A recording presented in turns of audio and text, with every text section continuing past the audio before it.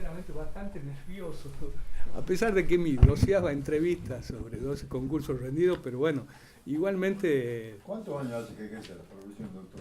Libremente. Y va a ser el año que viene, tengo 24 años ejerciendo la profesión. Muy bien.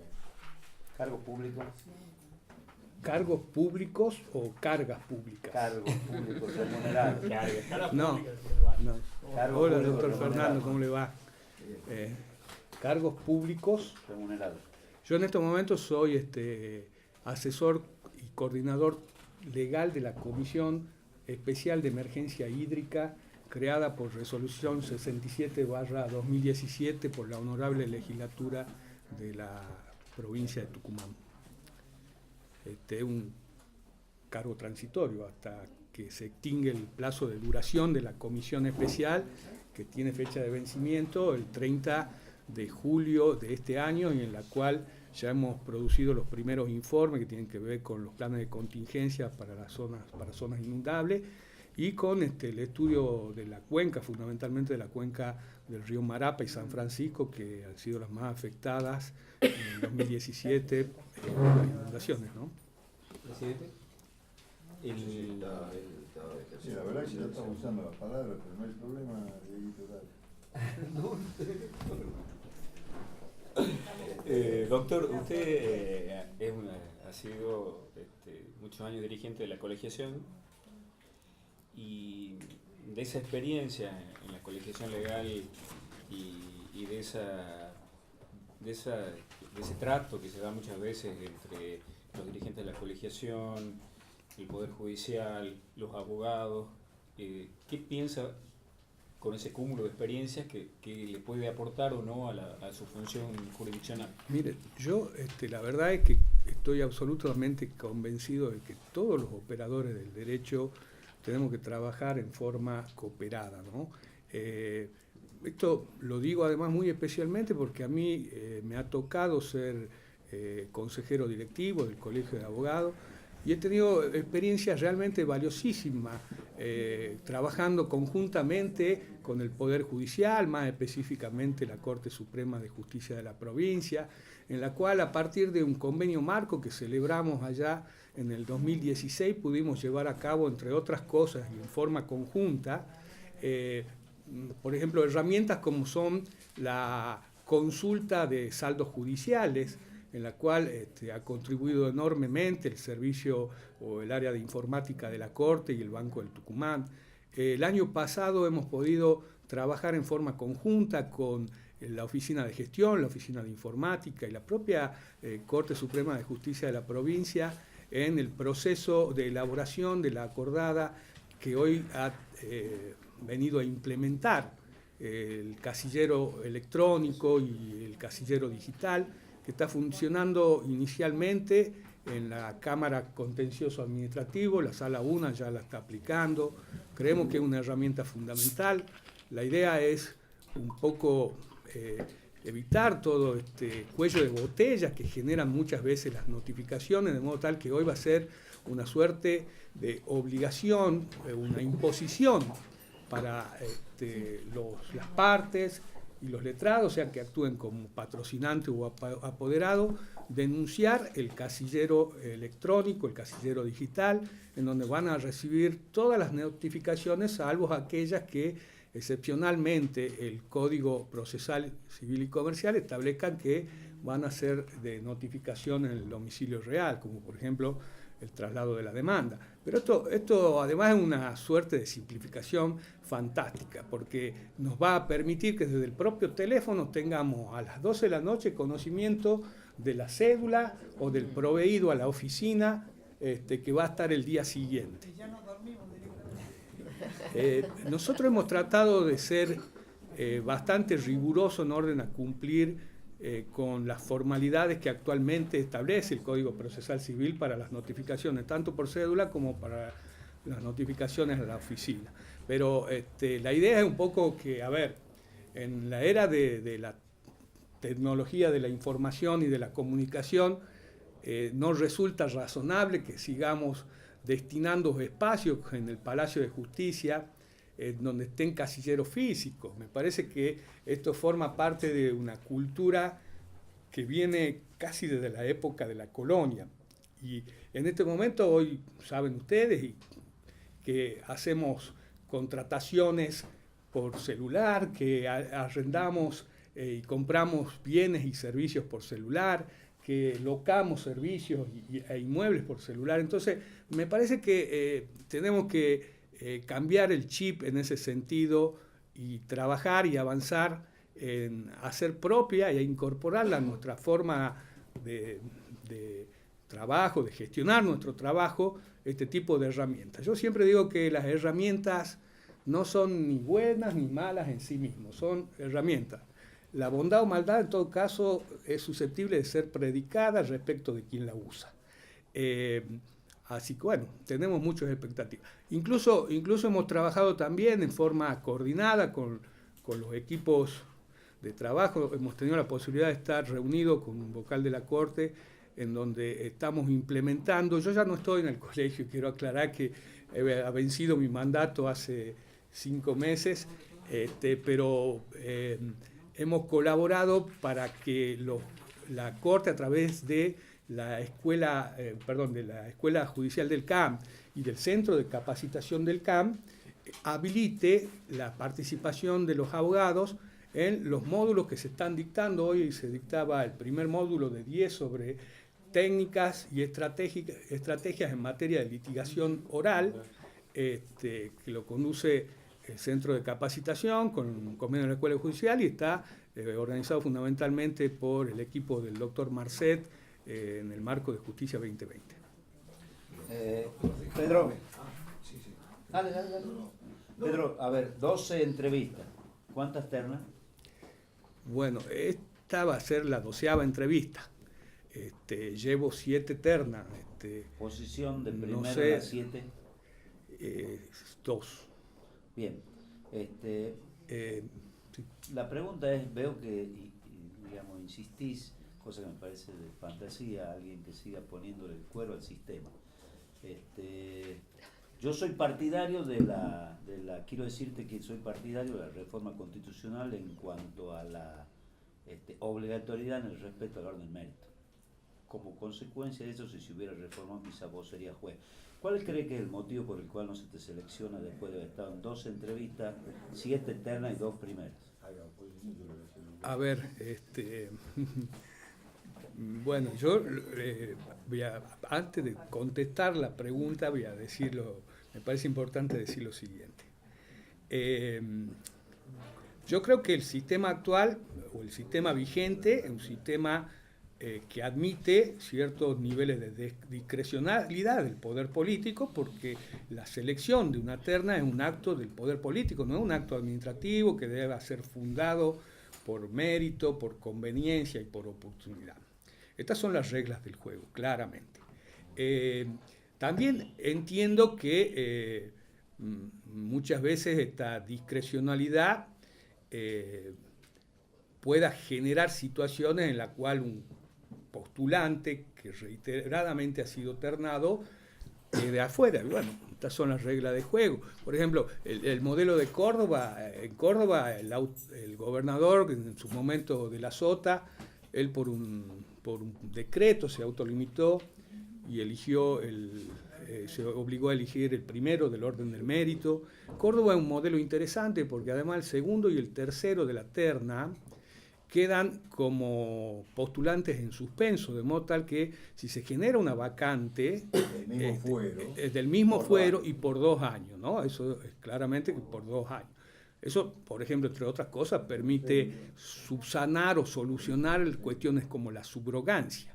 Ahora bien, respondiendo a la pregunta, la verdad es que tendría que entrar en el terreno de las conjeturas, y que además conjetura que no tengo formas de contrastarla, de modo tal que sinceramente no sabría cómo responderla. Muy bueno. Doctor, usted dijo que tiene cargas públicas. Usted es miembro de la comisión redactora del anteproyecto del Código Civil, Procesal Civil. Me gustaría un poco que nos hable sobre lo que se viene en materia de litigación oral civil. Bueno, muy bien. Punto de vista. La verdad es que comparto esta comisión, que es una comisión muy prestigiosa, está integrada por profesionales, abogados, está integrada por jueces, vocales, con enorme esfuerzo y una gran vocación. Nos venimos reuniendo ya casi 6, 7 meses aproximadamente. Los últimos tiempos hemos tenido incluso hasta 2 o 3 reuniones por semana, reuniones que duran 3, 4 horas. Me recuerdo una reunión que tuvimos que discutir en el Instituto de la Rebeldía, que estaba previsto en 4 artículos, tuvimos 3 horas discutiéndose. Yo estoy convencido que la estructura de la oralidad nos va a permitir avanzar hacia un proceso en donde podamos obtener una justicia más eficaz, más efectiva, en donde además habilitemos mecanismos que faciliten el acceso y la tutela judicial en plazos razonables.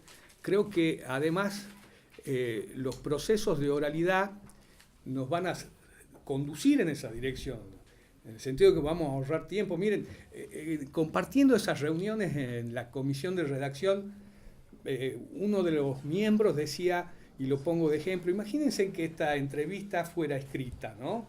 Y entonces el doctor Cosio me hace una pregunta, la tiene que poner en un papel por escrito, se la entrega al señor presidente, que me va a correr traslado a mí, yo la contesto por escrito, le entrego el escrito al señor presidente para que se la vuelva a trasladar al doctor Cosio. Cabe el supuesto que le rechacen línea. Que no le guste ese respuesta, Está fuera del lugar. Y por otro lado, porque además, paralelamente a esa comisión de elaboración y de redacción del Código Procesal Civil, quiero señalar que la Corte Suprema de Justicia ha puesto en marcha los procesos de oralidad sin reforma procesal, que vienen registrando enormes índices de satisfacción, mucho más allá de las expectativas iniciales que tenían, y que esos índices de satisfacción, ¿saben en dónde creo, o me parece, por lo menos, esta en mi opinión, está el eje de la cuestión?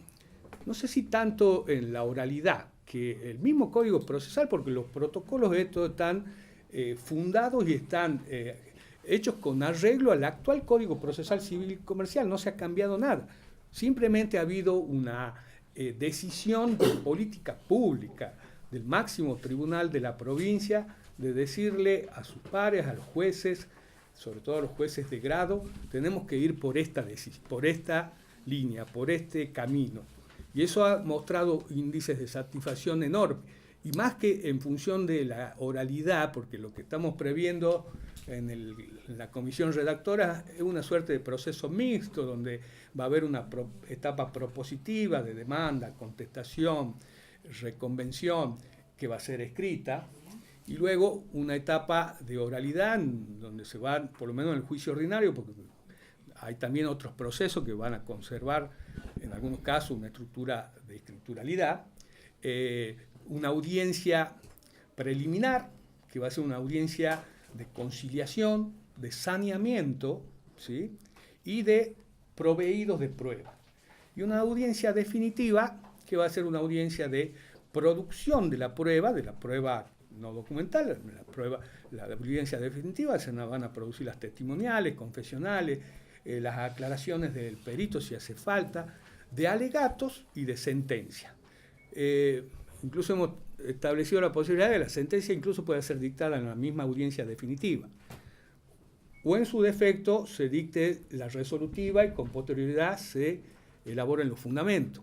O en su defecto, son 3 posibilidades, y en función de la complejidad que a veces tienen algunos casos, que sea diferida el dictado de la sentencia tanto en su resolutiva como en su fundamento. Pero en definitiva, miren, me parece que el eje de la cuestión está en que hemos pasado de un sistema que se caracterizaba por la delegación funcional de los hechos, el cual giraba básicamente en torno a la cultura del expediente, a un sistema que asegura y garantiza la inmediatez, que es lo que ha elevado los índices de satisfacción. A las partes, a los abogados, les resulta muy importante el contacto personal con el juez. Me decían, por ejemplo, yo no imaginaba estas estadísticas, pero hay un juzgado que de 9 audiencias ha logrado conciliar 4, 3 en la audiencia preliminar y 1 en la definitiva. Estamos hablando de casi un 45% de casos que han podido ser solucionados a través de este esquema de la inmediatez. Doctor, los paros creo que se está agitando ya y maneja el tema. Hago una pregunta. Yo veo, y no me hago problema porque tengo una experiencia piloto, que 2 salas para las audiencias públicas son insuficientes. La idea mía es que cada juzgado tenga su sala de audiencia, o estoy equivocado, para que realmente tenga el resultado, Sin duda. el resultado que buscamos todos. Sí, sin duda. Yo creo que es muy importante y en esta proyección que nosotros estamos haciendo de la reforma y del cambio de paradigma, de escrituralidad a la oralidad, de la delegación funcional a la inmediatez, tiene que necesariamente, para asegurar el funcionamiento, ir acompañada de la infraestructura necesaria que permita brindar el servicio de justicia. Y ahí también creo, y me parece que es una cuestión, porque algunos dicen, bueno, pero a ver, en algún momento se va a producir un cuello de botella. Estamos hablando de una experiencia piloto, en donde en primer lugar solamente van a entrar al proceso de audiencia aquellos casos que no estén abiertos a pruebas. ¿Qué va a pasar cuando estén todos bajo el esquema de la oralidad? Bueno, ahí también tengo para mí que hay que definir como política pública que el Poder Judicial no puede, desde el año 1976, que tiene 8 juzgados de lo civil y comercial. La ratio o la tasa de población por juez es del 0,8%, cuando en otras provincias, como sin ir más lejos, Salta, Jujuy, está en el 2%. O sea, hay 2 jueces por cada 100.000 habitantes. Aquí nos llegamos a tener un juez por cada 0,8% cada 100.000 habitantes. Esto también es un desafío que va de la mano a fin de asegurar el adecuado funcionamiento del sistema. También es cierto que el juez va a trabajar más tranquilo porque va a funcionar la obra, que es la que le va a manejar todas las papelerías, las audiencias, Sí, de audiencias. sí, y yo ahí quería agregar hacer una nota al pie. No, es que yo justamente estaba... Hacer una nota al pie porque, por ejemplo, hay muchos abogados que han planteado la posibilidad de que se les solapen las audiencias. Y sobre todo, yo siempre digo que en general hay 2 tipos de abogados: el abogado de cartera, que maneja volumen, y el abogado de caso, ¿sí? En el caso de los abogados de cartera, puede ocurrir, por el volumen de cartera que manejan, que se solape alguna audiencia. Pero yo creo que si la oficina de gestión tiene una agenda muy bien armada y muy bien diseñada desde el punto de vista informático, cuestiones como esa no deberían ocurrir. Así que... Bueno, si funciona bien, va a evitar esos problemas que hoy ocurren. Claro. Por eso digo, el juez está tranquilo. ¿Qué audiencia tengo? Viene, atiende la audiencia, eventualmente dicta la sentencia y vuelve al caso. Sí. No, yo en mi punto de vista muy solvente. Gracias, doctor. Muchas gracias, ¿no? Buenas tardes a todos. Hijo de... De Eduardo Estordar. De su mamá y de su papá. No, por el apellido, digamos. Abogado histórico de Tucumán, trasladado a Buenos Aires. Hace mucho que no lo veo. Bueno, ¿vos, presidente, o tome la palabra? Está disculpado. ¿Puedo preguntar? Sí. No, por favor, doctor. No, esta no es tu primera entrevista, ¿no? No, es la tercera. Tercera ya. Sí. Yo no voy a entrar por lo específicamente del concurso, sino por qué querés ser juez, doctor. Porque me parece una actividad muy noble. Yo no tengo una personalidad que me interese tanto la parte comercial del derecho, que no la critico desde luego, porque el abogado independiente es necesario. Pero yo me siento mucho más feliz, digamos, prestando el servicio de justicia, que me parece que algo que es muy bueno, muy noble. Yo ahora trabajo en el Poder Judicial Federal y la verdad que cuando uno termina una sentencia y la hace bien y le puso mucha dedicación, uno se siente bien a nivel interno. Entonces, por un lado eso, por otro lado va también, yo tengo una personalidad bastante intelectual, yo soy una persona que me gusta mucho estar encerrado con los libros y escribiendo, entonces creo que ese es otro punto a favor de que por qué ser juez. Y el tercero, yo creo que también hay una cuestión de tradición familiar, porque bueno, hermano, padre, abuelo y bisabuelo, todos jueces, entonces bueno, uno por ahí dice, viene un poco en el ADN, cree que el ADN empuja un poco también, ¿no? Pero las razones son esas. Hay una cuestión que a mí me gusta mucho más, dar justicia, brindar justicia. Doctor, una preguntita. ¿Vos tenés conocimiento cómo está el juzgado en estos momentos con respecto Sí. He dialogado con varias personas del fuero y del juzgado particular y está bastante bien, a pesar de haber estado sin juez, pero bueno, los jueces que han subrogado parece que han prestado mucha colaboración. En lo que es despacho simple están resolviendo una semana atrás. O sea, están resolviendo ahora una semana atrás, que me parece bastante razonable, aunque la idea es acortar los plazos, ¿no? La idea es de que no se prenda la luz amarilla, sino siempre intentar hacer, digo porque por el sistema, ahora hay un sistema nuevo que pone una luz amarilla y roja, acorde a cuánto va y se demora. Así que están en una semana atrás, me parece que es lógico además porque en febrero entran muchos escritos. Hay una cuestión de estacionalidad que hace que cada vez que se termina una feria, en vez de entrar 100, 120 escritos por día, entran 400. Entonces, en eso está muy bien. En lo que hace a sentencia, tránsito y remate están al día. Y los que son ya los juicios ordinarios ya es diferente porque ahí lo que me contaron es que el juez que va a resolver hay que sortearlo a la Cámara. O sea, la Cámara va y sortea cuál es el juez que va a resolver. No son los que están subrogando. Entonces, eso hace por ahí de que depende un poco también de cada juez y del trámite ese, ¿no? El juzgado tiene más o menos unas 5.000, 6.000 causas y bueno, me dicen que están, como digo, que están trabajando bastante bien a pesar de estar sin juez, ¿no? ¿Y vos le imprimirías alguna modificación al esquema, digamos, de trabajo al juzgado? El juzgado sí, perdón. Muy subjetivo, ¿no? Sí, por supuesto.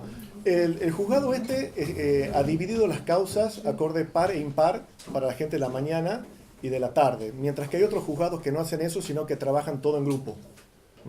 A mí me gusta esto, dividir los par y impar, es como que hasta se puede crear una competencia, en el sentido de que competencia sana, desde luego, de que ver quién está cumpliendo mejor.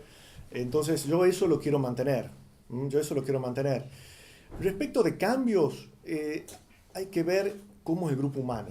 Yo creo que hay que conocerlos uno por uno a las personas que están trabajando, ver cómo se llevan entre ellos y a partir de ello comenzar a ver qué modificaciones se puede hacer. A mí me gusta mucho las organizaciones donde está bastante dividida la tarea, cuestión que si alguien no cumple se le pueda ir y señalar. Digamos, para vos es mejor, digamos, que todos sepan un poco de cada, o que haya especialización, digamos. Claro, lo mejor es que todos sepan un poco de todo. Para mí. Pero hay ciertas cuestiones de que, bueno, por ejemplo, los relatores que ya están haciendo sentencias, por ahí ya tienen mucho más conocimiento. Aparte, muchas veces hay gente que no son abogados, entonces esos no pueden hacer sentencias. Pero a mí me gusta mucho que haya una rotación y que todos sepan un poco de todo. Sí. ¿Cuántos años ha ejercido la profesión libremente, doctor? Yo ejercí 10 años la profesión libremente. No, un poco más, 12 años. 12 años. Yo ejercí 7 años en Buenos Aires, en donde yo hacía un trabajo que era muy intelectual, que era todo trabajo jurídico y no tanto atención a clientes, porque trabajaba con mi padre allá, que por ahí mi padre hacía más atención a clientes. Cuando vine acá me tocó hacer ambas cosas, porque bueno, ya no lo tenía a mi padre como líder del estudio, y ahí fue cuando comencé a darme cuenta de que lo mío no es tanto la parte, digamos, de relaciones con los clientes, del día a día del cobro a los clientes, sino que lo mío, lo que más me gusta a mí es la parte intelectual y brindar justicia. ¿Por qué retornamos a Tucumán? Me gusta más acá. La calidad de vida es a fin de cuentas, uno cuando tiene 20 años va buscando la cosa más que es más grande, ¿verdad? Donde hay más movimiento, uno va siempre, digamos, a donde va mucho la gente. Y uno después va creciendo y va buscando más la paz, la tranquilidad, la calidez de la gente de Tucumán. O sea, desde el punto de vista jurídico a mí me hubiera convenido quedarme allá. Pero bueno, hay otras cosas que entran en juego y además que bueno, uno creció acá y uno tiene corazoncito acá. Son ambas cosas. Pero la calidez que hay en Tucumán o en las provincias no se replica allá. Y bueno, para mí eso es algo que es fundamental, el estilo de vida de la ciudad. Señor juez, me han hecho firmar este pagaré para atenderlo a mi hijo en este sanatorio. No, es un título de crédito abstracto, no tiene en cuenta la obligación que lo origina. Claro. ¿Qué hacen? Bueno, a ver, primero hay que ver si dan las causas en ese caso particular para que sea una cuestión de consumo. Si no dan las causas, yo creo de que ahí tiene que ir por otra vía que corresponda para ver de lograr inhabilitar, digamos, la vía ejecutiva, ¿verdad? Un juicio ordinario donde se saque una medida cautelar para frenar el juicio, ejecutivo. Ahora, si es una cuestión de consumo, bueno, hoy la jurisprudencia acepta de que dos cosas, digamos, que es que se tienen que haber cumplido con la información del artículo 36 de la ley de consumo y además ver que lo que se haya rellenado en el pagaré o en la documentación anexa sea fiel reflejo de lo que se ha documentado. Ahora bien, hay un fallo de la Cámara que yo comparto, es cierto que acá estamos hablando de una cuestión muy sensible, que dice de que nada impide, digamos, de que a algún negocio jurídico, sea o no de consumo, se le haga un pagaré a modo de garantía. No sé si me explico. Entonces, desde ese punto de vista, yo entiendo que el pagaré es totalmente válido, sin embargo, de que la parte tiene ciertas facultades, ya tanto en el juicio mismo, si es una cuestión de consumo y si no es una cuestión de consumo, hay que ver, reitero, qué es lo que se realizó, digamos. Y si no, hay que buscar la solución afuera, pero siempre y cuando teniendo presente de que garantizar con un pagaré una obligación, acorde a un fallo de Cámara que salió en los últimos meses, no es algo que sea criticable desde el punto de vista legal. Sí. Si no hubiesen elegido ser abogado, ¿qué serías? Qué buena pregunta. A mí me gusta mucho la historia. Me gusta mucho la historia. Y yo creo que ese es algo que me gustó mucho ser historiador y que curiosamente yo tengo un hermano de 18 años, él tomó la posta y ahora está estudiando historia en Buenos Aires, ¿no? Ellos viven en Buenos Aires, son medio hermanos por parte de padre, así que hay un poquitito de envidia familiar ahí, pero poquitito nomás. Pero no, yo creo que historia, sí. Bien. Muchas gracias. Muchas gracias a todos, hasta luego, chao. Doctora Guayar. Bueno, está a disposición de ustedes la doctora. Pregunta. Contanos. Perdón, adelante. No, está muy bien. ¿Cómo le va, doctora? ¿Qué tal? Siendo que estamos yendo hacia la realidad en materia de litigios civiles, Sí. me gustaría saber la aplicación que se está aplicando, usted trabaja dentro de la justicia, Sí, el protocolo reglamentado por la acordada de la Corte. sí. ¿Qué opina usted de la aplicación de ese protocolo? ¿Se conoce cómo se está realizando, si tiene éxito o no? Sí, se está aplicando sobre todo en los juzgados civiles y comerciales, se está aplicando en la mayoría, creo que incluso ya en todos, y me parece que con un buen resultado en cuanto a las primeras audiencias. Y yo creo que es un cambio muy positivo porque el juez tiene necesariamente una inmediación con la prueba que en la parte escrita no la tiene. Entonces esto le da un conocimiento del expediente distinto que seguramente su convicción se forma de otra forma. Entonces me parece que realmente el cambio es muy positivo. Yo en alguna otra entrevista había comentado que yo he trabajado en la provincia de Jujuy donde hay una oralidad, no igual que esta, parecida, pero que en esa oralidad yo ahí vi el tema de la inmediación y realmente es muy bueno. Pero la prueba, los periodos probatorios se extendían por años. Entonces eso está modificado con el protocolo que dictó la Corte Y entonces esa gestión de la prueba es fundamental para que este proceso oral tenga éxito. Entonces me parece que necesita un compromiso importante de los letrados también y por supuesto de parte del juzgado, del juez. Y en lo que respecta a documentos, por lo que estuve consultando, no son muchos los procesos que pueden ser sometidos a oralidad en documentos. Porque, bueno, son los ordinarios, que no es el porcentaje más alto de juicios ordinarios lo que se tramitan ahí, sino son los ejecutivos. Ejecutivos, desalojos. Por lo que había consultado, los desalojos por el momento no están siendo sometidos a la oralidad, porque como no responden ni a la clasificación de juicios ordinarios ni sumarios, entonces tienen un trámite especial, entonces no se los aplica. Yo creo que es una oportunidad para los desalojos en la oralidad, de que se pueda citar a las partes a una audiencia, a ver si es posible un avenimiento, ¿no? Una posibilidad de que las partes puedan ellas mismas ponerse de acuerdo sobre la posibilidad de cuándo se desocupa y no llegar a una instancia en el que haya que un desahucio, digamos, mandar la policía, etcétera, que es por ahí una situación mucho más violenta para las personas que logren acordar. Entonces, me parece que sería positivo que pueda empezar a aplicarse en materia de desalojo, la oralidad también. Doctora, sí. Usted, si no me equivoco, es relatora de un juzgado civil común.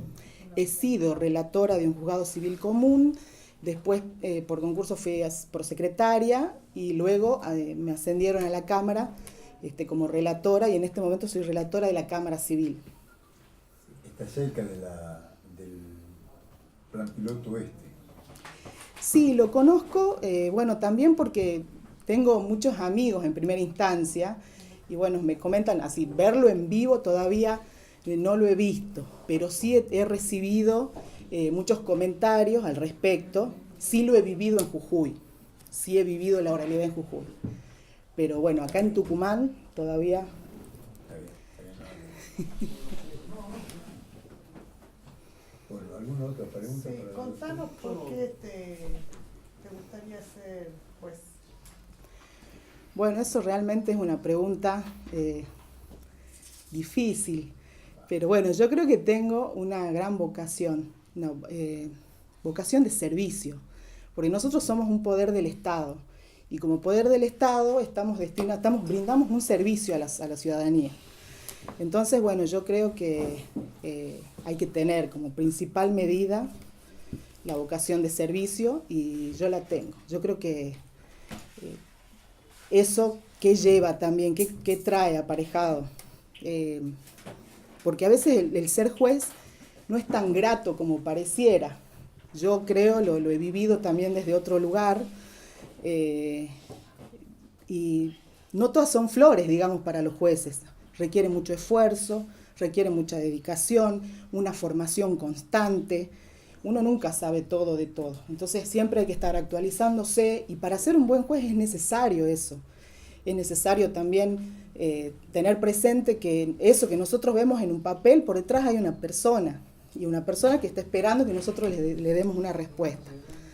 En ese sentido yo creo también que siguiendo el lineamiento de lo que la Corte hizo con el plan estratégico, yo he leído el plan estratégico y realmente me parece muy loable y yo desde una oficina jurisdiccional, yo quisiera formar parte de ese proyecto, lo formaría de hecho, pero me refiero a participar activamente en eso.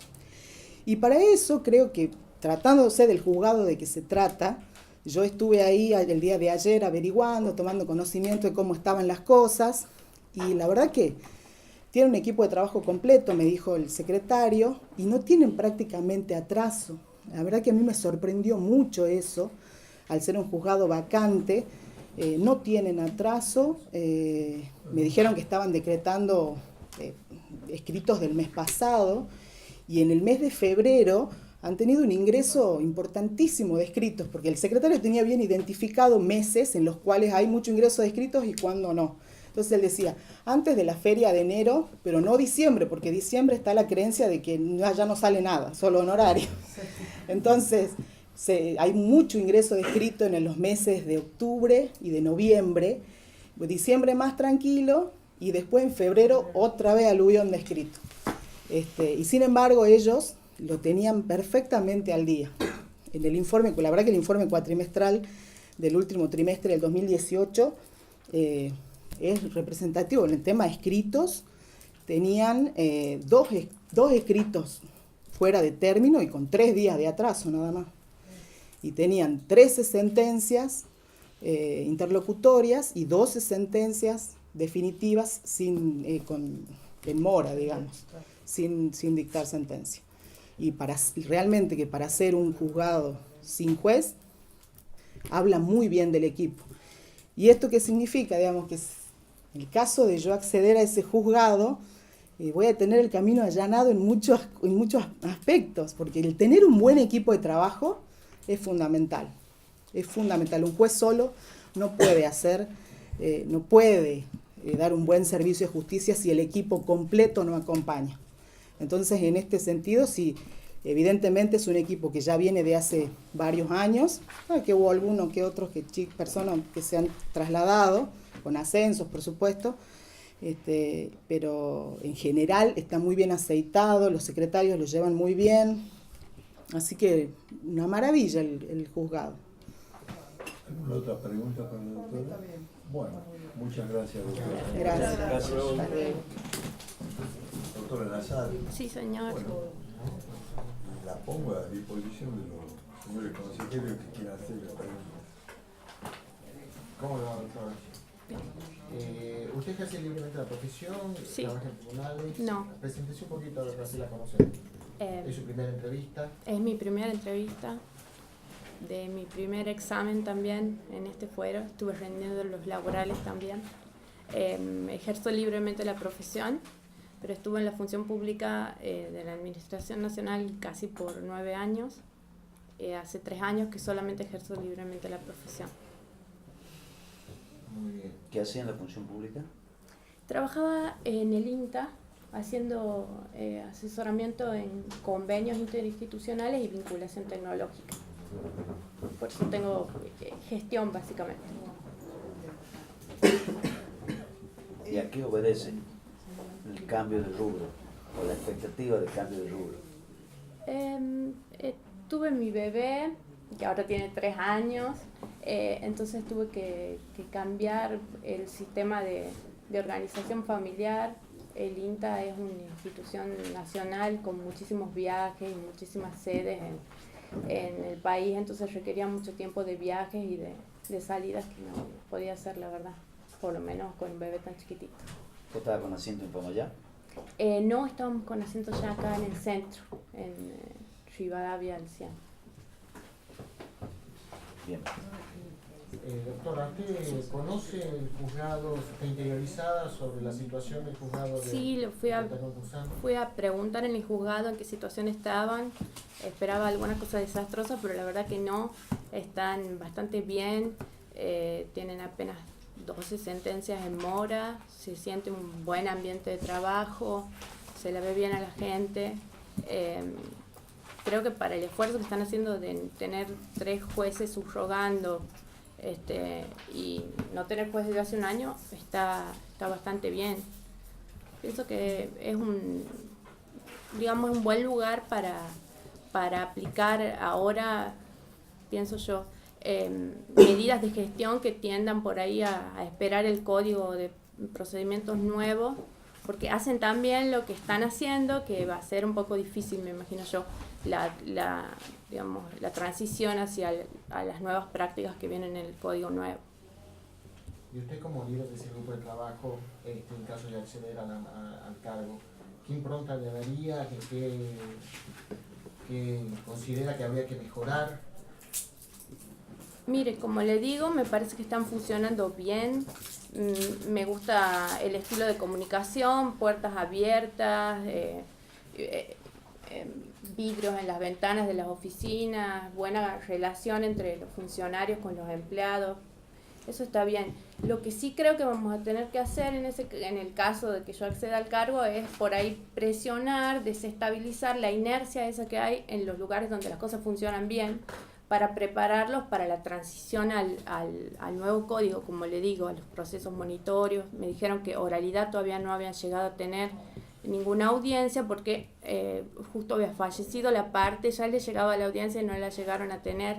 Entonces estaban un poco tensos también con el tema de la oralidad, más en documentos que se tienen que trasladar desde el Palacio para llevarla a las audiencias, era como un tema. Yo plantearía algunos escenarios de transición, empezar a estudiar las cosas que plantea el código nuevo, hacer algunos trabajos de roles, algunos ejercicios, básicamente eso, porque es distinto gestionar que gestionar la transición, son dos cosas distintas. No es una cuestión solamente de poner etapas para el cumplimiento, porque eso no. Ya hemos visto con la reforma penal cómo vienen sufriendo. Yo creo que hay que prepararse, digamos, para lo que viene, que es mucho. ¿Y por qué ha decidido concursar? ¿Qué lo lleva a dejar la profesión libre para acceder a la justicia como juez?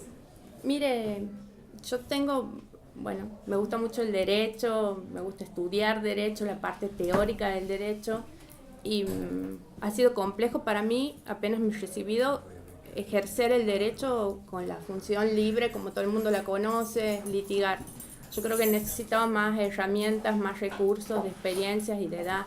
Y por eso me dediqué a la función pública, al asesoramiento, a otros trabajos también jurídicos, pero de vinculación, de relaciones institucionales, más de diseño y de ejecución de políticas públicas. Y ahí aprendí mucho de gestión y llegué también a enamorarme de la gestión. Soy especialista en gestión y creo que la función pública te da una gratificación extra, porque sabes que estás sirviendo para que las cosas mejoren, y eso no lo tiene la profesión liberal, que sí uno lo lleva con los clientes cuando gana y ayudándole al cliente cuando no gana, pero creo que por la combinación que tiene la función del juez entre lo de aplicación del derecho y gestión, gerencia de la oficina, de los recursos humanos, de los empleados, también como una instancia en la que se puede uno hacer valer su opinión para cambiar los códigos, las políticas públicas, el funcionamiento del Poder Judicial en general, ¿no? Muchísimas gracias. Bueno, gracias. Hay más, bueno, gracias. Qué bueno. Se han retirado, pero hay más. Dos, son mayoría acá. Es una tranquilidad escuchar eso. Lo mandan acá, ¿no? Nos hacemos notar, no sí, se preocupe. Siempre, qué bueno, siempre. qué bueno. Hacen lío, dice el Papa Francisco que hay que hacer lío. Marcelo, ¿qué va a comenzar usted? ¿Por qué no te presentas, doctora? Contanos quién sos, cómo es tu actividad, a qué dedicas, si profesión libre, Bien. si trabajas adentro, familia, hijos, deseos, Perfecto. expectativas. La pipeta, Y me gustaría saltar al primer lugar, si vamos por deseo. Está bien. Bien, mi nombre es María Soledad Monteros, casada, 3 hijos, en distintas escolaridades, maternal, primaria, secundaria. Trabajo en la Cámara de Documentos y Locaciones, soy relatora. Y bueno, mis deseos, por supuesto, es ser jueza, para eso estoy acá. ¿Por qué? Porque quiero seguir contribuyendo al servicio de justicia desde otro lugar. Creo que estoy contribuyendo actualmente, pero quiero hacerlo desde otro lugar. ¿Cómo lo voy a hacer? Con trabajo comprometido, como lo vengo haciendo. Y eso significa no únicamente horas de despacho, sino también capacitación. Creo que la capacitación permanente es la única manera que podemos dar un servicio de justicia de excelencia. ¿Cuántos años vocal de relatora? De relatora, 6 años. ¿Y 6-7 años. libre? 4 años. Y antes entré como ayudante judicial en la 7ª Civil y Comercial con la doctora Dara Fontana. Fui prosecretaria ahí y luego ascendí a la Cámara de Documentos.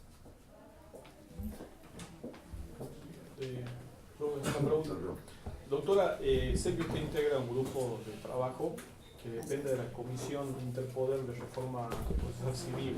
Sí. ¿Quién nos podría contar de cómo se organizan, cómo están trabajando? La verdad es que es un grupo muy enriquecedor porque están de todos lados. O sea, tenemos magistrados del Poder Judicial, del Poder Legislativo, académicos, abogados en ejercicio de la profesión, están los representantes del Colegio de Abogados. La verdad es que es un grupo maravilloso, porque podemos crecer, crecemos entre todos, hay muchas opiniones. Es verdad que también discutimos mucho, hay mucha discusión y eso es bueno, porque nos da la seguridad de que vamos a sacar un buen producto. O sea, teniendo todas las miradas, creo que vamos por buen camino. Y para que usted le cuente a los miembros de este consejo cómo va el trabajo. El trabajo va avanzado, ya estamos en la revisión del anteproyecto del Código Procesal Civil y Comercial. Ya creo que en breve, si fin de mes, el próximo mes, ya vamos a tener listo el anteproyecto. Y hay muchas novedades, por supuesto que la oralidad es la vedette del código, pero también el proceso monitorio, que es fundamental para este fuero, con el que estamos concursando actualmente. Creo que va a ayudar a la celeridad y acortar un poco los pasos procesales y el dispendio jurisdiccional que hay muchas veces cuando el demandado no se presenta y está en un alto porcentaje en rebeldía. Una pregunta técnica de apreciación, no de aplicación de norma, porque tenés que aplicar la norma como está. Ya que estás trabajando en proyectos modificatorios del Código de Procedimiento, el Código de Rito, ¿cuál es y además trabajando en el fuero de documentos y locaciones, cuál es tu visión sobre el Instituto de la Caducidad? Bueno, el Instituto de la Caducidad va a ser modificado, ahí seguramente vamos a modificarlo porque el juez va a tener una actividad, va a ser muy activo y va a tener que tomar muchas decisiones de oficio.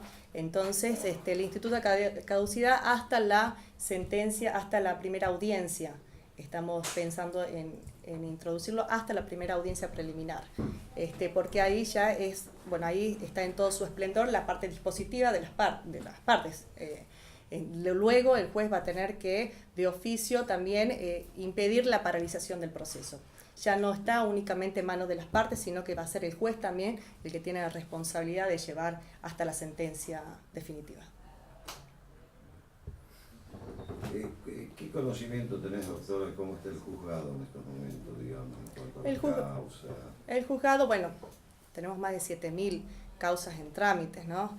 Es un juzgado, la verdad que todo el fuero de documentos de locaciones está muy saturado. Realmente se necesitan nuevos jueces, ampliar un poco el fuero, pero el juzgado funciona muy bien, el secretario Arcuri la verdad que son muy capacitados todo el personal del juzgado. Yo creo que tienen una buena distribución de tareas también, donde casi todos los empleados saben hacer todas las funciones, y eso ayuda a que el juzgado pueda estar al día. Porque en un juzgado, en un fuero donde hay tanta cantidad de expedientes en trámite, es importante una licencia puede hacer de que se cause mora en muchos expedientes, o sea, porque tenemos muchas causas en trámite. Entonces es importante que todos los empleados sepan todos sepan hacer cédulas, oficio, mandamiento, decretar, todos sepan decretar, porque el decreto es donde más mora hay. Entonces ahí es donde hay que focalizarse, en el decreto. Si todos los integrantes, todos los que están capacitados, hay muchos abogados adentro del juzgado, saben decretar, entonces no va a haber mora en los decretos. Eso es fundamental.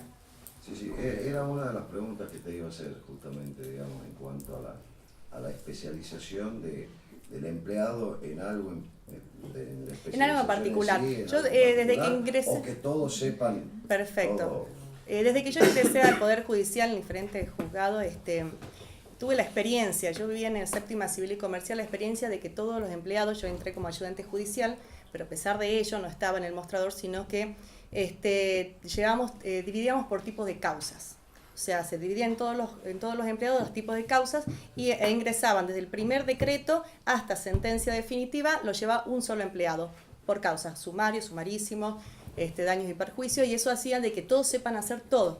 todos hacían las sentencias de mero trámite, los decretos, los oficios, mandamientos. Entonces faltaba algún empleado, se distribuía ese tipo de esas causas en el resto. Entonces no había mora. Bien. Yo hago una pregunta, doctora, si no hubiese elegido la profesión de abogada, ¿qué oficio? Médica. Médica. Me gusta estar al servicio de la gente. No, está excusado. ¿Ah? Está excusado. Ah, está excusado. ¿El concurso con la doctora?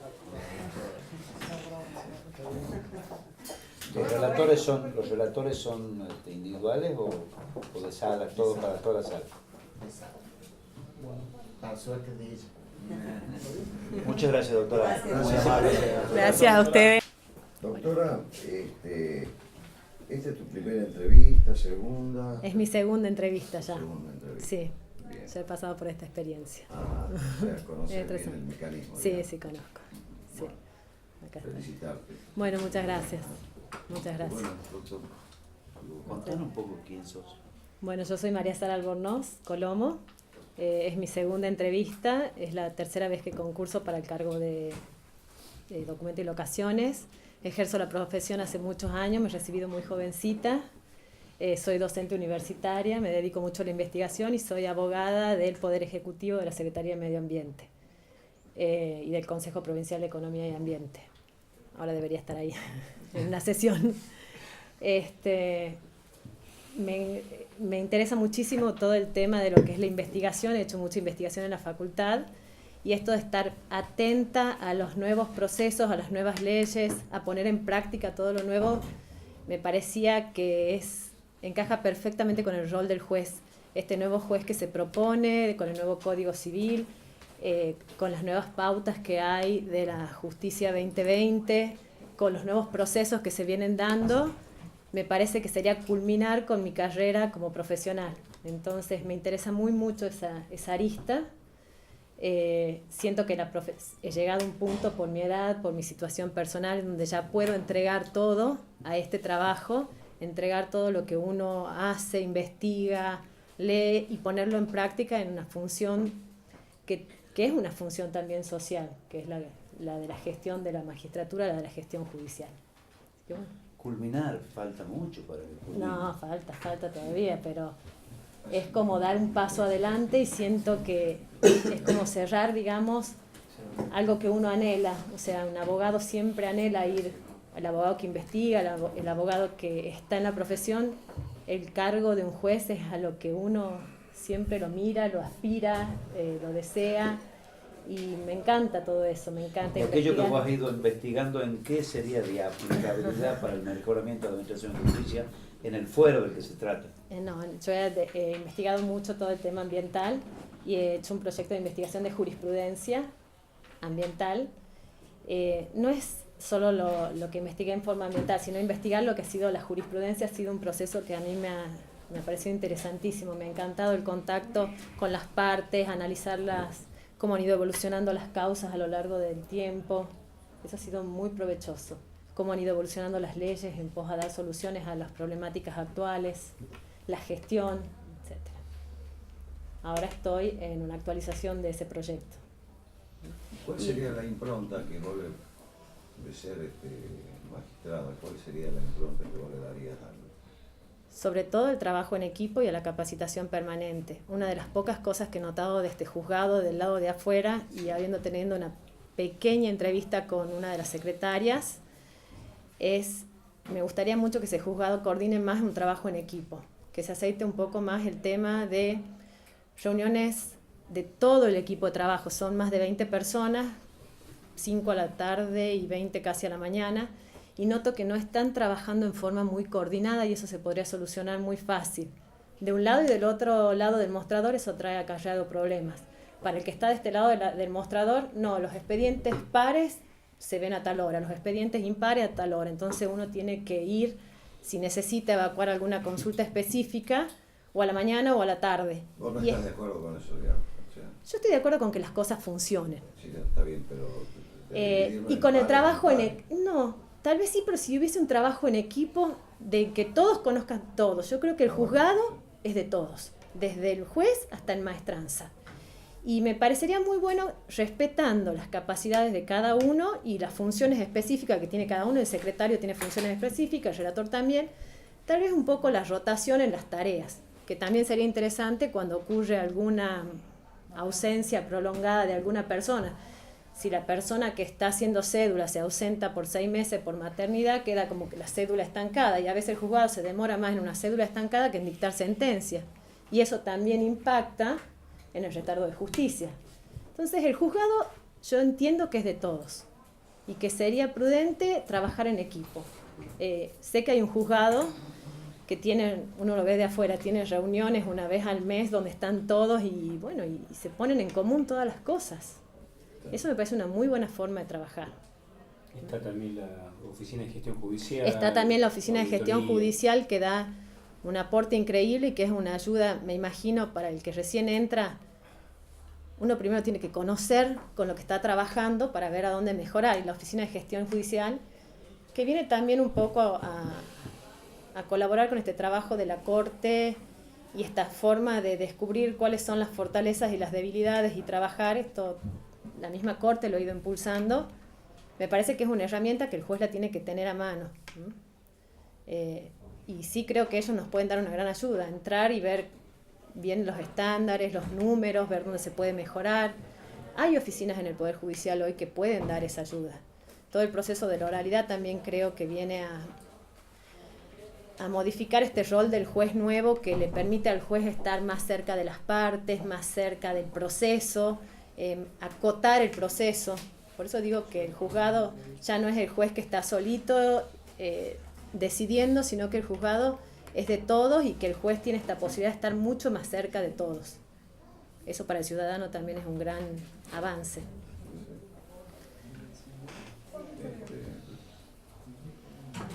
No, muy bien. ¿Ya está? Bueno, muchas gracias. Muy rápido. Gracias. La doctora está a disposición de ustedes. Bueno, doctora, primero la felicitamos por llegar a esta instancia. Muchas gracias. Espero que sea en beneficio del Poder Judicial el resultado final. Seguramente. Hecha esta salvedad, cuéntenos un poco de sí mismo. Actividad, año de profesión, profesión libre, función pública, especialidad, deseos. Bueno, yo cuando me recibí ejercí la profesión en mi estudio. Después trabajé como apoderada de la Dirección General de Rentas, apoderada fiscal. Después ingresé al Poder Judicial por concurso como secretaria concursal de la Sexta Civil Común. Y después en el año 2012 fui ascendida a la Cámara Civil. Actualmente soy relatora de la Sala 3. Sala 3. 3. Está integrada por El doctor Ibáñez, el doctor Acosta y el doctor Bejas. No sé qué. ¿Cómo le va, doctora? ¿Cómo le va? ¿Usted conoce el juzgado, el caso de acceder a qué juzgado, en qué situación se encuentra el mismo? Actualmente no. Y no conoce. El índice de atraso y esas cosas no. Estimo que debe ser medianamente de medio para arriba porque hace como más de un año que está vacante. Entonces, por más esfuerzo que haga el personal, me imagino que debe tener. Aparte, mi recuerdo de haber litigado en documentos es que eran muchos expedientes chiquititos con mucho trámite que necesita la presencia de un juez. Entonces hablemos en abstracto. En caso de liderar un grupo de trabajo, ¿cuál sería la impronta que le daría? ¿Cómo sería su perfil como jueza? Yo creo que cuando uno llega a un lugar donde ya hay una herencia, por decirlo de alguna forma, hay que establecer un estado de situación. Hay que ver cómo estamos, qué atraso tenemos, qué nivel de ingreso hay, de causas, y a qué queremos llegar. Para eso tenemos herramientas valiosísimas como es la Oficina de Gestión y la de Auditoría, que nos brindan información. Después, por supuesto, hay que conocer el grupo de trabajo, secretarios, prosecretarios y todos los empleados.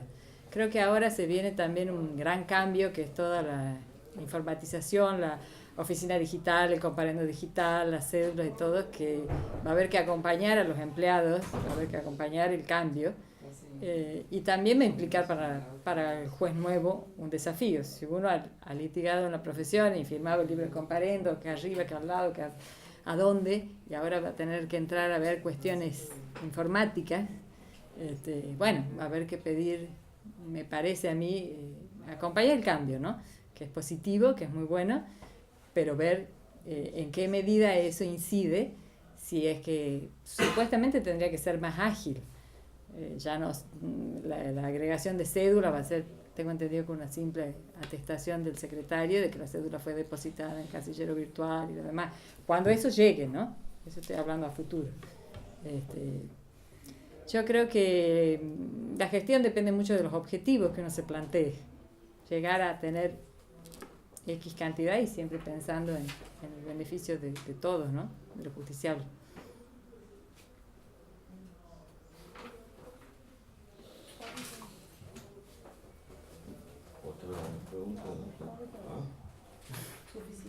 ¿Está?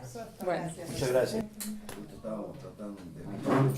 Sí, sí, entiendo. Cuerpo colegiado tiene que trabajar. Y me parece que han tenido una tarde ardua por lo que he visto. No, y por la capilla nuestra. Porque ahí estamos haciendo capilla como previo al examen, de la facultad. ¿Y se preguntan qué te han preguntado? No podemos. No podemos. El sistema lo prevé saludablemente y no hay un contacto entre quien sale y quien entra. Es adecuado. ¿Qué te gustaría que te pregunten? No sé, no he venido con expectativa de qué me preguntan. He venido con expectativa de responder a lo que me preguntan. Bueno, contanos quién sos.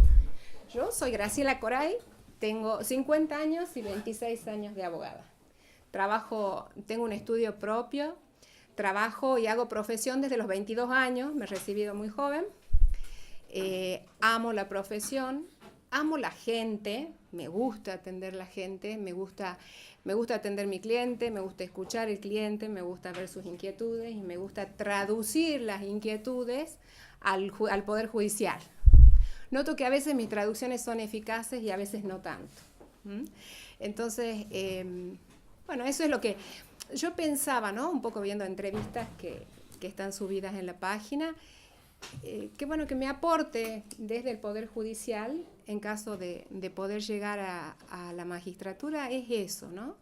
Es el contacto que tengo con la gente, el poder haber escuchado y visto las realidades y las urgencias de la gente, del usuario del servicio de justicia, y trasladar esa experiencia y esa aptitud de trabajo. Yo me defino a mí misma como una mujer de trabajo. Yo soy constante, metódica, estudiosa, inquieta, sumamente inquieta. Jurídicamente me gusta, no me quedo con las dudas, me gusta estudiar, me gusta investigar. Madre de familia, abuela de 2 nietos, esa soy yo. Doctora, ¿y esta es tu primera entrevista? Es mi primera entrevista, doctor. Primera entrevista. Sí. ¿Has tomado conocimiento de cómo se encuentra el juzgado? No he tenido acceso, pues desde la fecha en que me han notificado, la Dirección de Estadística me pedía 48 horas para tramitar el informe. Lo que sí he hecho es acceder a jueces subrogantes para preguntar la situación en general. O sea, no lo tengo desde estadística, pero lo tengo de información de alguna magistrada que ha subrogado, de tener la gentileza de dármela. Me informan que lo que es el despacho está prácticamente al día con un buen equipo de trabajo, que lo que sí existe es un retraso en materias de sentencias definitivas que no es tan grande, no tengo números, pero que no es tan grande porque las subrogancias han venido cubriendo las urgencias. Y que en principio la oralidad se estaba tratando de implementar con las subrogancias, tratando de trabajar de ese modo. Me parece que el fuero de documentos y locaciones es muy interesante para implementar la acordada, la 1079 del 18, porque permite la inmediación, permite esto que planteaba recién, que es el contacto directo con el usuario del servicio. Me gusta más decirle usuario del servicio que justiciable, porque nos ubica en el lugar de debemos prestar un servicio. Digo que estás con las nuevas normas de gestión. Totalmente. Y el pedido de la Agenda de la Justicia 2020 nos pide el proceso monitorio para las ejecuciones. Tengo entendido, no he tenido acceso al proyecto de reforma, pero tengo entendido que se está trabajando, pero sí hay incorporación. Claro. Es la posibilidad de incorporar el proyecto. Eso ha sido a nivel de consulta entre personas que están y me han dicho que existiría la posibilidad de la incorporación del proceso monitorio. Entiendo que dentro del marco de la propuesta y del esquema de la justicia, de la agenda propuesta para Justicia 2020, ¿no? Bueno, me parece muy importante como innovación en el fuero para movilizar todo lo que son los procesos que generalmente se manejan sin oposición de excepciones. O sea, es como acelerar el proceso a la inversa. La sentencia monitoria, y si se traslada la carga procesal al ejecutado, entonces, bueno, si el ejecutado responde, se va a neutralizar. Si el ejecutado, si formula una oposición, se va a entrar en la etapa de conocimiento. O sea, el conocimiento está diferido, pero existe. Y creo que eso, en lo que es las ejecuciones, que en un gran volumen en documentos son ejecuciones sin oposición de excepciones, va a permitir descomprimir ese volumen de trabajo. Y en el resto, bueno, la oralidad está planteada para sumarios y ordinarios, pero se puede plantear. ¿Qué tiene que tener un juez ahora con la oralidad? ¿Cómo ves vos que debería ser el actuar de los jueces en los nuevos paradigmas del proceso civil? Un juez muy proactivo, o sea, está redefinido el principio dispositivo. El principio dispositivo hoy es, la parte tiene que iniciar el proceso y tiene el derecho a desistir del derecho y del proceso, pero el impulso está en manos del juez, que es el sistema que nos permite también que la justicia no esté colapsada y nos permite dar también una solución al justiciable. Es como que en eso apoyamos al abogado y lo llevamos adelante, y apoyamos el proceso y lo llevamos adelante aun cuando el abogado no lo haga. O sea, la impulsión de oficio. Y en el rol concreto de la oralidad, el magistrado para mí tiene que ser una persona de mucha templanza, de mucha firmeza, y que sobre todo permita que las personas puedan acceder. A mí me parece, tenemos en la oralidad el problema de decir, las partes van a concurrir o no van a concurrir, las multamos, no las multamos, las invitamos. A mí me parece interesante generar estímulos positivos, o sea, por ejemplo, en un proceso, si concurre la parte, si el abogado concurre acompañado de la parte, bueno, se puede hacer una merituación especial dentro de lo que es la regulación de honorarios, porque se considera un deber de diligencia cumplido. Y las partes que se encuentran en el proceso tienen un encuentro entre ellos, posibilidad de conciliación o no, tienen un acceso al juez. El juez es el rostro de la justicia para los ciudadanos. El juez es quien en definitiva, si ellos no han podido solucionar su controversia, dice, necesito un tercero que lo solucione. El juez tiene que tener la capacidad de escucha y a su vez de límite. O sea, decir, señor, cuáles son las posibilidades de conciliación, con el límite que tendrá que sentenciar, pero darle la cara al ciudadano, decir, esta es la justicia, estos son los plazos, estos son los tiempos. Que el ciudadano vea que el juez trata que la cédula vaya rápido, que le diga, usted doctor se va a encargar de diligencia esto, ¿cómo vamos a citar al perito? En civil se está citando al perito por teléfono. Bueno, eso es un juez que está organizado, que tiene un equipo de respaldo en todo lo administrativo y que en lo jurisdiccional es proactivo, está diciendo, vamos a hacer esto, solucionamos esto, y el justiciable, el ciudadano lo ve. O sea, eso es lo que creo que tiene que trascender para que este plan estratégico de la Corte lleguemos a ser un poder judicial que muestre transparencia y una respuesta a la ciudadanía, se dé. O sea, lo inmediato. Muchas gracias, buenas noches. Gracias. ¿Cómo andas, doctor? ¿Todo bien? Todo bien, gracias a Dios. Bueno, esta no es tu primera entrevista. No. Ya tenés alguna experiencia. Tenés experiencia en esto.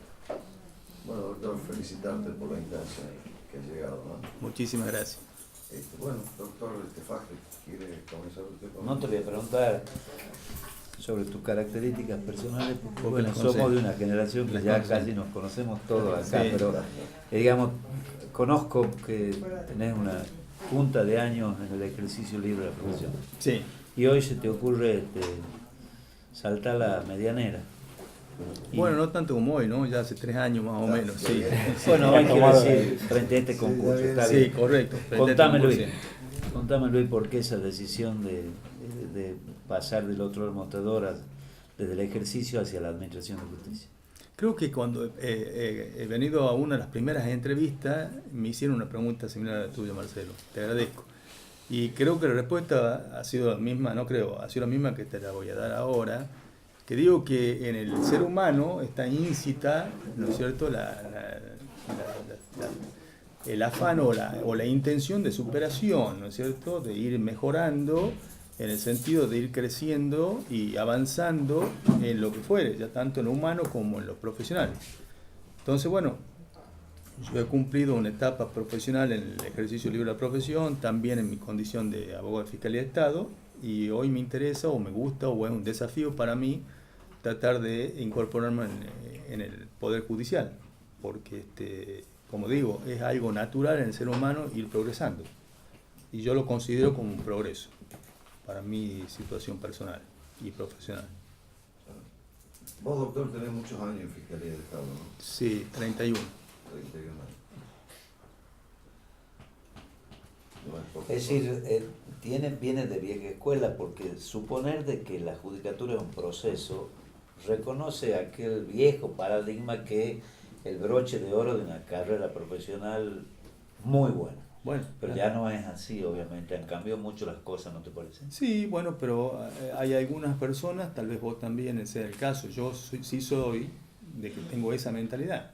Creo que la forma de cerrar el circuito o el círculo de vida profesional de un abogado, si se pudiera, por supuesto, llegar a la corte, ¿no? ¿Quién no tiene ese tipo de apetencia desde el punto de vista del ejercicio, de la tramitación, de la realización como profesional del derecho? Así que bueno, y además porque en Fiscalía siempre, digamos, Fiscalía siempre ha sido de alguna manera un trampolín importante para arribar a la magistratura, porque ha sido una buena escuela. Una buena escuela para eso, para el ejercicio de profesión, por la variedad y por los conocimientos adquiridos dentro de ese ámbito laboral, que es múltiple, ¿no? Muy amplio. ¿Quién ha sido el mejor fiscal para vos? ¿Te compromete? No, ha habido muchos. Creo que todos han aportado de alguna manera lo suyo, y creo que todos, de cierta manera, han sido buenos. ¿Cómo le va, doctor? Se viene un cambio de paradigma también en el proceso civil, que es la litigación oral. ¿Qué cree usted cuál debe ser el perfil que tiene que tener un juez ante los nuevos cambios, los nuevos vientos que corren? Yo creo que el perfil que tiene que tener es mucho más activo del que lo tiene actualmente, ¿no? Sí, la oralidad me parece que es algo muy beneficioso, ventajoso para todos los que forman parte de ese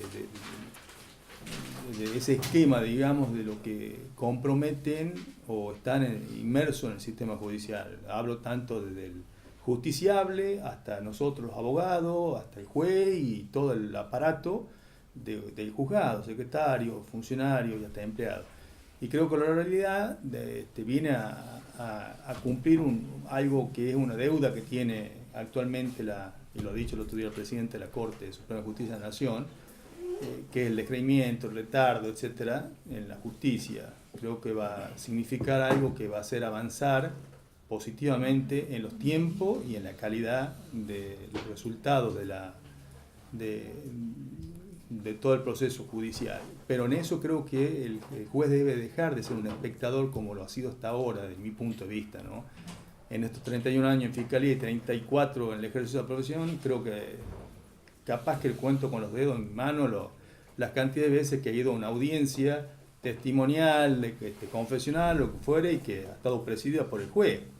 Y eso creo que a los abogados litigantes, en el caso suyo, doctor, también, le debe haber pasado algo parecido. Entonces creo que en la oralidad, y está así previsto, digamos, en estos juzgados que lo están llevando a cabo a modo de prueba, digamos, al tema de la oralidad, la presencia y la actividad del juez tiene que ser mucho más mayor y de más trascendencia, en pro de estos beneficios que tiene la oralidad. Doctor, ¿vos tenés conocimiento de cómo está el juzgado en estos momentos? Algo sí, he concurrido y he averiguado, sí, más o menos con el secretario cómo está el juzgado.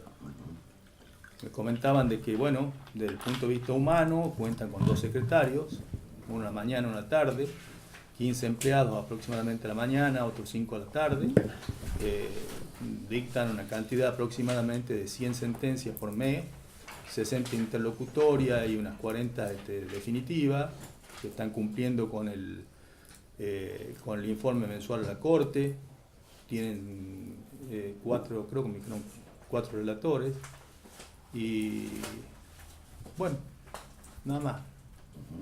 Me han dicho que Digamos, están más o menos al día. Están más o menos al día, me han dicho que tenían algún tipo de inconveniente en lo que se refiere a la cuestión física, porque el espacio le está siendo medio reducido, pero que están al día, sí.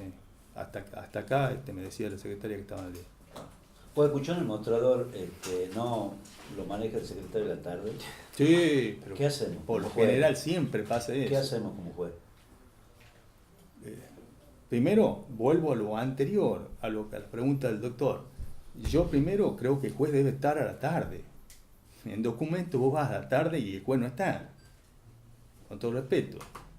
Entonces, si vos, el secretario de la tarde, viene y te dice no, es de competencia del juez de la mañana, que es tu pregunta, y el juez, ¿qué puede hacer si no está a la tarde? Que es cuando el secretario te responde eso. Porque yo, profesional, digo que me permita hablar con el juez para preguntarle de quién es competencia. En definitiva, el juzga uno solo. Y como juez pongo orden, ¿no es cierto?, de que no hay una diferencia entre la mañana y la tarde y entre el funcionario de la mañana y la tarde. El juez sigue siendo el juez de la octava de documento de locaciones y el juzgado sigue siendo el octava de documento de locaciones. Pero es una respuesta muy característica y muy típica cuando vos vas ahora con la diferencia del tema horario, cuando vas a hacer una consulta. Dice, no, tiene que hablarlo con el secretario o el prosecretario de la mañana, que es el que decreta.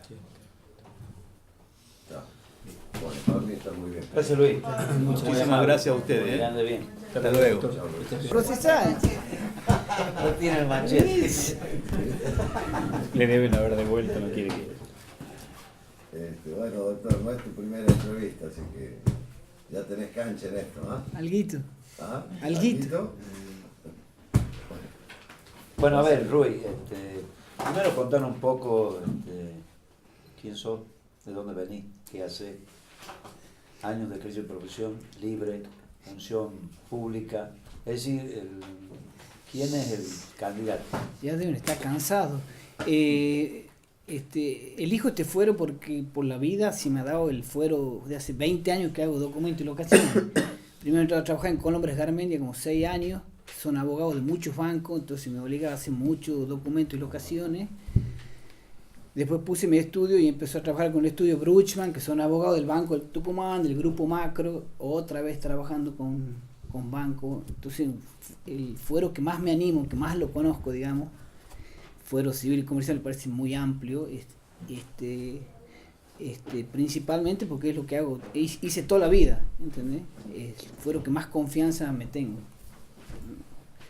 Y ejerzo la profesión libre de hace 20 años. Mucho del lado de los acreedores, por donde venís. Y sí. ¿Tenés alguna idea de las características del juzgado, cómo está? Voy todos los días de la vida, hace 20 años a los fueros de documentos y locaciones. Yo creo que se trabaja bien.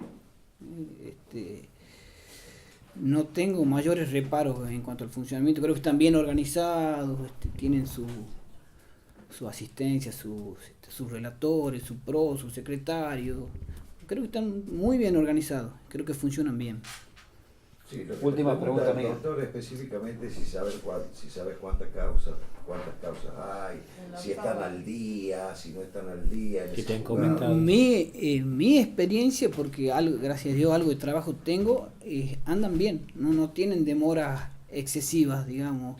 Un decreto te sale en menos de 10 días, un buen ritmo, ¿entendés? Hay algunos nuevos paradigmas, Rui, como los pagares de consumo.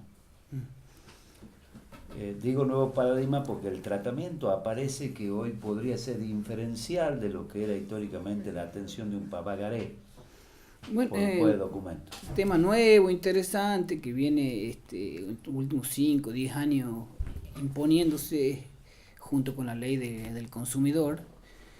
Y bueno, es interesante, ya tenemos primeros fallos de las cámaras de documentos, creo que todavía no se ha despedido la Corte. Son instrumentos interesantes tratando de defender al consumidor. Cuando el consumidor pruebe prima facie que es un pagaré de consumo, digamos que detrás hay un crédito, permite abrir un poco la causa de la obligación, indagar un poco, que en principio está vedado para los juicios ejecutivos. Es interesante para proteger a la parte más débil, digamos, de la relación de consumo. Está bueno. Uy, si no hubieses elegido la profesión de abogado, ¿a qué te dedicarías? ¿A qué me hubiese dedicado? Sí. Ser tenista, pero soy muy... muy bueno. No me da el físico. Si no hubiese llegado a nada. Salvo divertirte. ¿Alguna otra pregunta? No, Pablo está perfecto. Bueno, gracias. Muy amable, muchas gracias. Está limpio el vaso. Mi primera entrevista, sí, soy el último.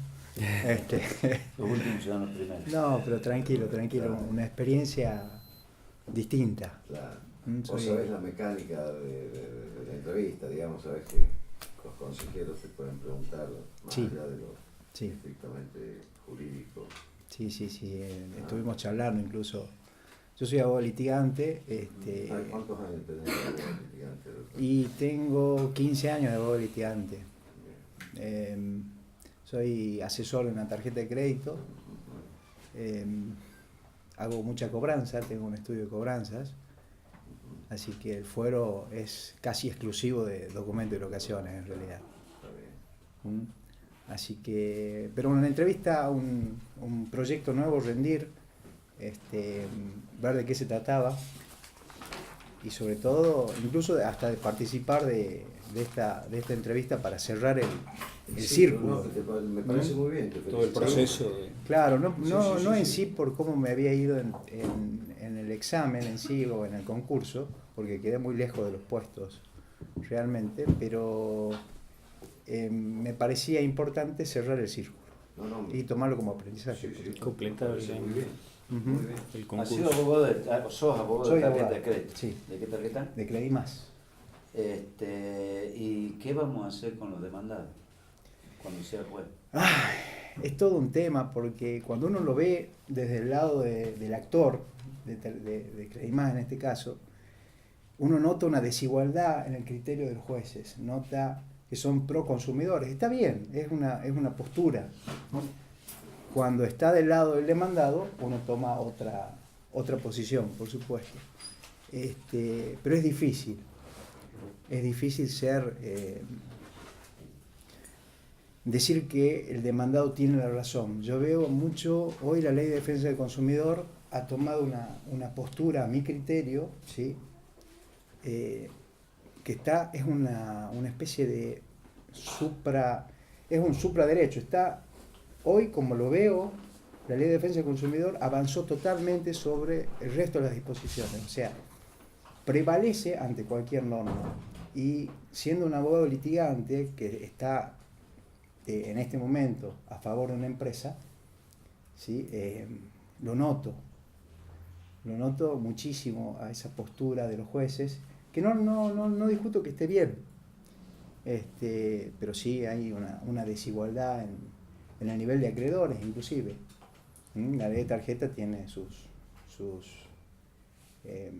rigurosidad, que no está con el otro tipo de acreedores, en cuanto a la tasa de interés, en cuanto a la posición dominante. Hoy se lucha mucho en los juzgados, no contra el demandado, sino contra los mismos jueces. Así que sería difícil entrar como juez. ¿Y por qué eligió usted incursionar en el concurso? En los concursos y de alguna manera, si tenía éxito, abandonar el ejercicio de la profesión?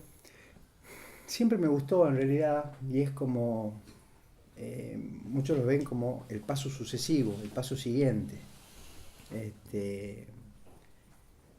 Ya son 15 años de profesión, el fuero es lo que más manejo. También hago con mucho contencioso administrativo, pero el fuero es lo que 3.500 juicios llevo, que en documento es mucho. ¿Vos solo? ¿Con la seis abogados somos, yo soy la cabeza de esto. Pero se torna inmanejable. ¿Externo respecto de Credimás? Y es, digámoslo, como el brazo armado de Credimás. Es de Credimás el estudio y se maneja todos los juicios de Tucumán. Yo te hago una pregunta. Me he quedado ahí picando. La ley de defensa del consumidor. El juez pro consumidor. Sí. Yo te pregunto, cuando vos asumas supuestamente concursar para el cargo de juez, vas a ser juez. Sí. Y si te pones en el papel de juez, ¿vos no crees que el juez tiene que aplicar el derecho dentro del cual está la ley de defensa del consumidor y proteger,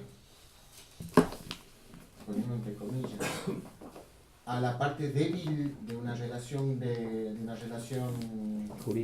jurídica y que debe evitar el abuso del derecho?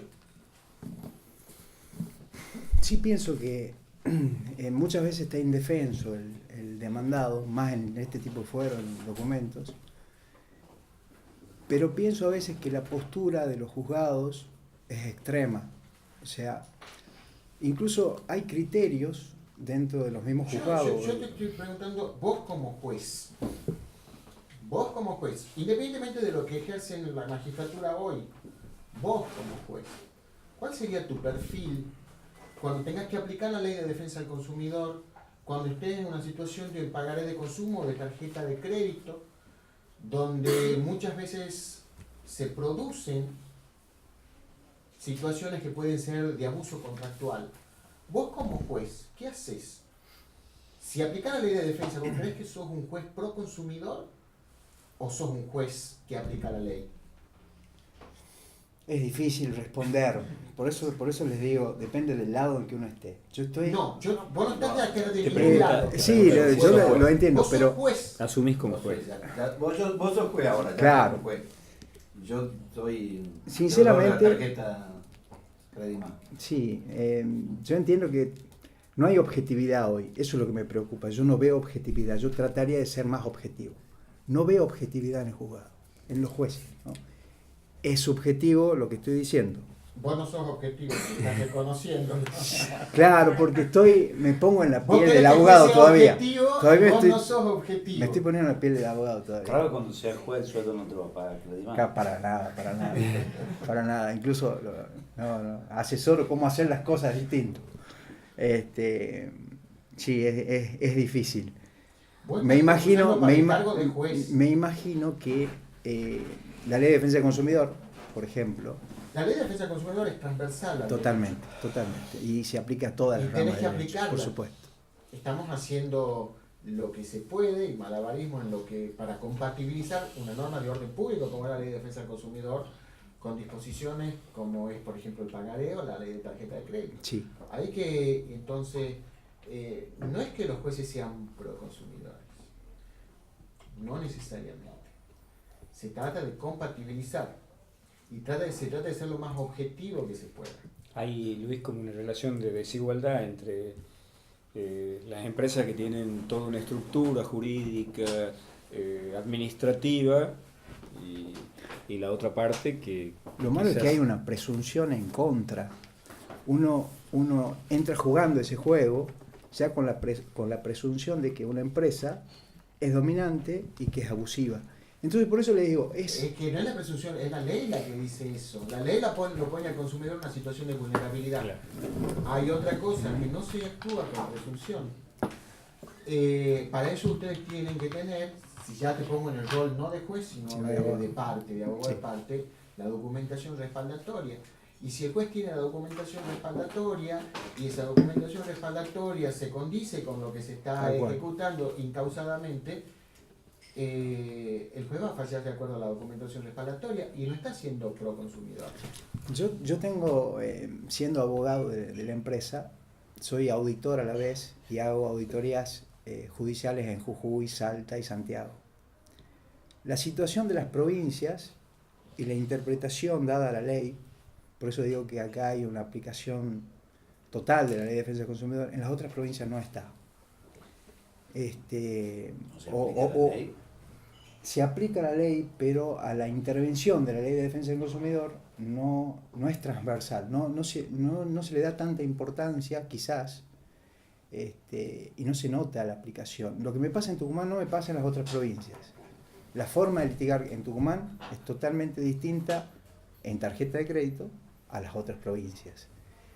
En la otra provincia gana más juicio. Y el 99%. ¿Lo puedo sacar? El 99%. Doctor, decías vos que trabajas como líder del estudio, que son 6 abogados, deben también tener seguramente algunos administrativos. Esa experiencia de ese trabajo en equipo en un estudio jurídico, si bien no es la misma, ¿cómo la llevarías a la organización de la unidad judicial que podrías ocupar?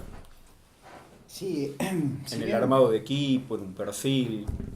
Sí, yo me imagino que realmente es muy distinto. Nosotros, al tener tantas causas, es organizado el sistema en subdivisión de tareas, si no es imposible seguir con cierto orden, ¿sí? Semejante cartera para ejecutar. Si bien nos ayuda un sistema que es muy bueno, pero la subdivisión de tareas es indispensable para que funcione el equipo. Me imagino que en el ámbito de la justicia pasaría lo mismo. ¿Sí? Daría esa experiencia. Sí, las subdivisiones y las responsabilidades de cada uno, ¿no? O sea, si bien son todos profesionales, cada uno es responsable de su tarea y se controla. Soy auditor, hago auditoría, o sea, mi función es controlar, inclusive. Perfecto. Bueno, les agradezco. Muchas gracias. Chao,